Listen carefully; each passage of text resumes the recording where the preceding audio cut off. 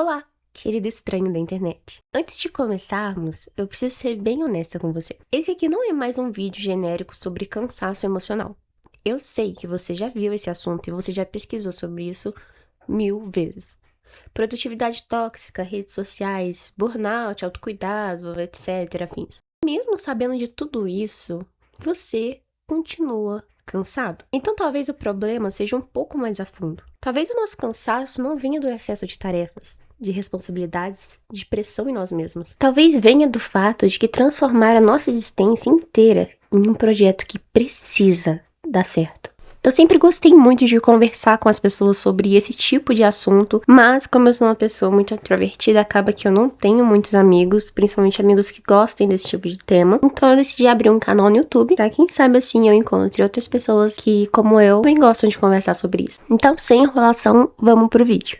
A filósofa Hannah Arendt dizia que a vida moderna começou a tratar as pessoas como se fossem nada além de trabalhadores. Como se o valor de alguém estivesse no quanto ela produz. Se ela estivesse viva aqui hoje, eu acho que provavelmente ela ficaria muito confusa. Porque, afinal, agora nós não trabalhamos só no emprego, nós trabalhamos na nossa própria personalidade. Trabalhamos na imagem, no corpo, na saúde mental, no network, na visão melhorada de si mesmo. E nessa mesma linha de raciocínio, o filósofo Byung-Chul Han chama isso de sociedade do desempenho. Antes, alguém mandava você trabalhar. Hoje, você acorda e manda em si mesmo. Você é o chefe. Só que além de você ser o chefe, você também é o funcionário. Você também é o setor de cobrança. É tipo ter um gerente dentro da sua cabeça que simplesmente nunca tira férias. Antes, alguém mandava você trabalhar. Hoje, você acorda e manda em si mesmo. Você precisa ser interessante, ser produtivo, ser emocionalmente estável, ter propósito, disciplina, equilíbrio e ter metas claras, além de uma narrativa coerente. Então, não é só trabalhar, é performar a própria vida. E isso é simplesmente exaustivo, porque não existe pausa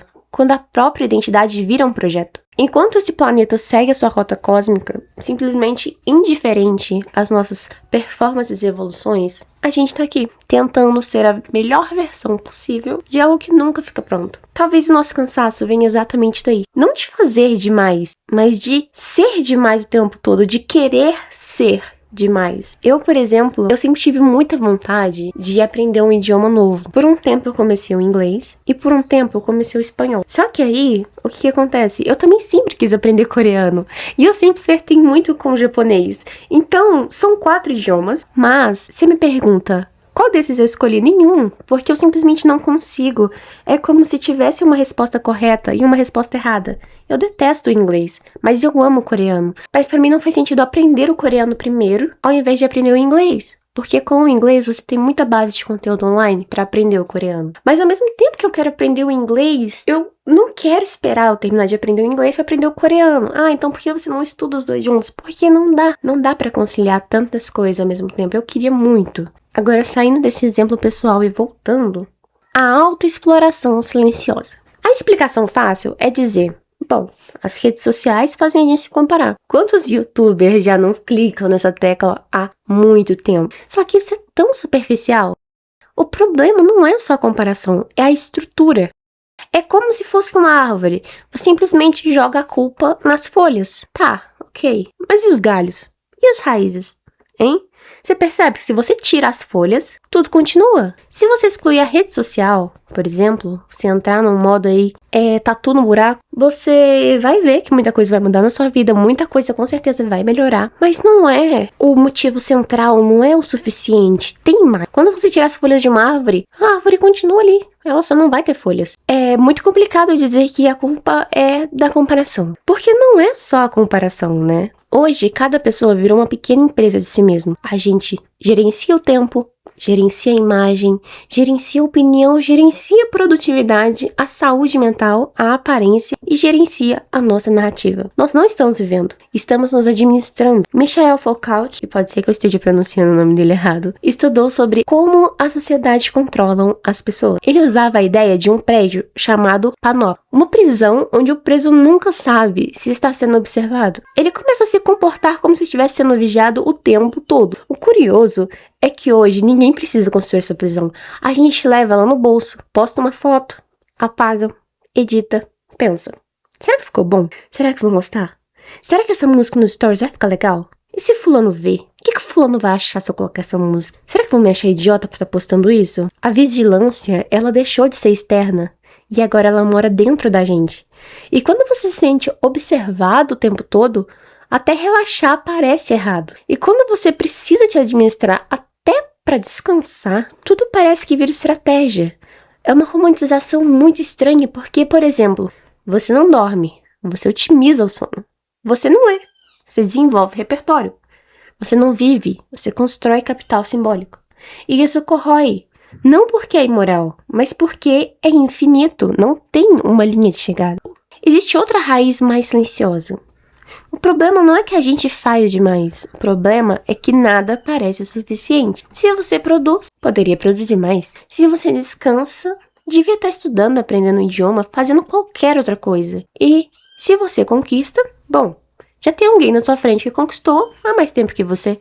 Aristóteles acreditava que tudo na vida caminha para um fim. Ele falava sobre finalidade, sobre um fim que dá sentido ao movimento. Como uma receita, você mistura os ingredientes porque quer o bolo pronto. Existe uma conclusão. Agora pensa na vida hoje. Você trabalha para crescer.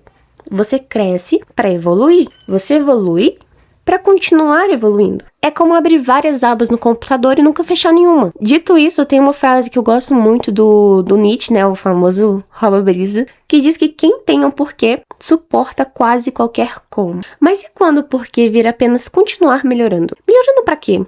Não existe uma linha de chegada. E o cérebro humano não foi feito para viver sem conclusão. O nosso porquê virou ser melhor do que ontem. E amanhã? Melhor do que hoje? E depois? Melhor ainda? Não existe momento em que alguém diz, pronto, você chegou. E o cérebro humano não foi feito para viver sem essa sensação de chegada. Talvez nosso cansaço não venha da quantidade de coisas que fazemos. Talvez venha da sensação constante de que nunca é o bastante. Nunca produtividade suficiente. Nunca feliz o suficiente. Nunca evoluído o suficiente. É como se a vida tivesse virado uma avaliação contínua. Sem férias, sem formatura, sem aprovação final. Sartre dizia que estamos condenados à liberdade, mas talvez estejamos condenados a nos avaliar. E o mais cruel é que internalizamos o juiz. Não é mais a escola, nem os pais, nem o chefe. É a própria consciência repetindo. Você poderia estar fazendo mais. Isso transforma existir em desempenho. E desempenho constante é sustentável para máquinas, não para seres humanos que sentem, falham e oscilam. Talvez o problema não seja falta de disciplina, talvez seja excesso de autoexploração. Talvez você não esteja cansado porque é fraco. Talvez você esteja cansado porque está tentando viver como se fosse um produto. A loja do mercado invadiu a identidade. Tudo precisa render. Tudo precisa gerar valor. Tudo precisa ser aproveitado. Até o sofrimento vira conteúdo. Até o descanso vira estratégia de alta performance. E nesse cenário, simplesmente existir sem melhorar parece quase um erro moral, mas talvez a falha esteja no modelo. Talvez a vida não seja um projeto. Talvez seja um processo. E processos não precisam performar o tempo inteiro. Enquanto esse planeta continua sua trajetória cósmica girando indiferente às nossas metas, às nossas crises de produtividade e aos nossos calendários de autoaperfeiçoamento, talvez a pergunta não seja como ser melhor. O filósofo Albert Camus falava sobre o absurdo. Ele dizia que o ser humano quer que a vida tenha um grande sentido, mas o universo, ele simplesmente não responde. O universo não exige que você tenha um propósito extraordinário. Ele não liga para o seu planejamento de 5 anos. Ele não sabe se você está atrasado na vida ou não. Ele só continua existindo. Pensa nisso. Enquanto você se preocupa em estar evoluindo o suficiente, a Terra está girando, as plantas estão crescendo sem meta, os gatos estão dormindo sem culpa. Talvez o problema não seja que você não está fazendo o suficiente. Talvez seja que você está tentando viver como se tivesse que justificar a sua existência o tempo todo. E talvez o começo do descanso seja isso. Parar de tratar a vida como um projeto corporativo. Você não é uma startup. Você é um processo inacabado, irregular e humano. E talvez no mundo que exige desempenho o tempo inteiro, simplesmente existir, sem melhorar, sem otimizar, sem provar nada, seja o ato mais radical que existe.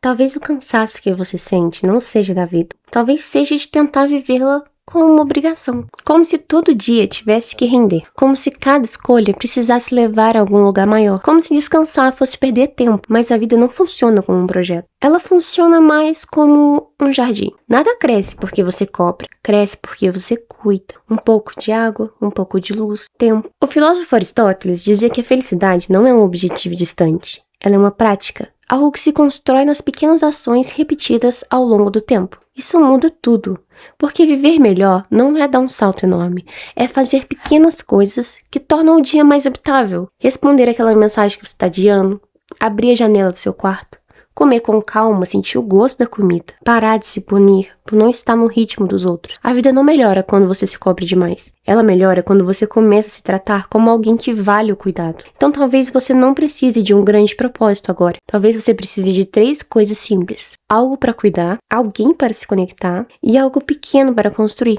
Uma planta, uma amizade, uma ideia, um texto, um sonho ainda em rascunho. Porque o sentido da vida não aparece antes de você viver. Ele aparece enquanto você participa. E aqui está a parte mais importante.